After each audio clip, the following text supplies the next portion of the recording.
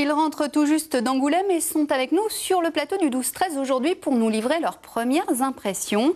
Pierre Serry, éditeur tout jeune, patron d'une maison d'édition nancéenne de BD, et Abdeslam Boutadjine, dessinateur. Alors messieurs, bonjour. Bonjour. C'était votre premier festival d'Angoulême. Comment ça s'est passé? Alors tout à fait, on s'est retrouvé à Angoulême grâce au soutien du Centre régional du livre de Lorraine et à Florence Gauthier notamment.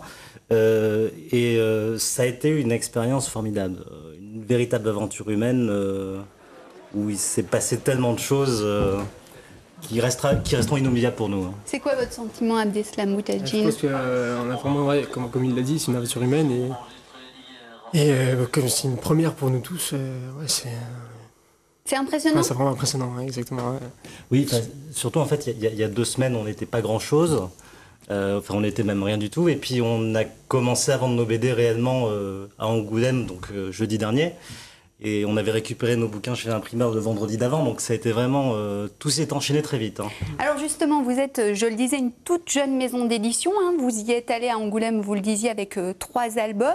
Alors on va reprendre les noms. Il s'agit de Au service du docteur, un air de fantaisie, Tim Handball, donc dessiné par Abdeslam. On va en voir des images. Vous pouvez nous commenter ces bandes dessinées, Pierre Serry, qu'on comprenne l'esprit de la maison? Oui, alors tout d'abord sur Au service du docteur B, en fait c'est une bande dessinée à sketch dans un milieu de science-fiction où on suit les aventures de 2 soldats qui en gros font tout pour ne rien faire. Voilà concrètement le pitch. Ensuite le deuxième ouvrage, donc un air de fantasy qui n'est pas vraiment une BD en soi, c'est plutôt un artbook, un livre d'illustration. Donc dans l'univers d'Olivier Romac, qui est illustrateur nancéen, certains décrivent son univers comme un univers fantasy école de Nancy. Voilà, donc quelqu'un qui est très inspiré par l'art nouveau.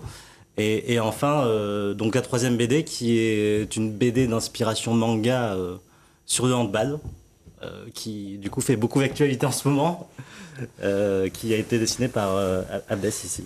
Ça veut dire que vous êtes très éclectique dans vos choix, dans vos goûts? Comment ça se passe? Ce sont des rencontres? C'est surtout des coups de cœur et puis des rencontres effectivement humaines. Ça fait quelques années qu'on s'est fréquenté au niveau associatif avec les 3 auteurs. Puis une anecdote intéressante, c'est que finalement, ce qui a très bien illustré ça, c'est qu'à Angoulême, on a une famille qui nous a acheté les 3 ouvrages. Assez involontairement, les 3 sont passés par là et chacun a trouvé son bouquin. Alors Abdeslam Boutadjine, vous avez dessiné cet ouvrage sur le handball, Angoulême, le championnat du monde, la France championne du monde. Ouais. Vous êtes un homme heureux ce soir? Complètement. Surtout qu'à la fin du festival, justement, on n'a pas pu voir le match. Et donc on était dans la voiture, on écoutait sur RMC, donc la fin du match, c'était vraiment passionnant, intriguant, et comme à la demi-finale lors de la Croatie contre la France. Et ouais, donc voilà, c'était aussi... Qu'est-ce qui vous a donné envie de réaliser cette BD sur le handball? Parce que en fait, quand on remarque tous les mangas en général ou les autres BD, il n'y a pas de BD sur le handball. Alors que voilà, quand j'étais petit, moi, je regardais Olivier Tom, je sais pas, à la télévision, comme tout le monde, et c'est ça qui m'a donné envie de jouer au foot. Moi, je voulais devenir Olivier Hatton. Et au final voilà, c'est ce que j'essaie de donner l'envie aux gens. Mais c'est vrai que c'est moins porteur que le football. Ah oui, non, mais voilà, j'espère que par l'intermédiaire de Team Handball, on va essayer de faire autant, quoi.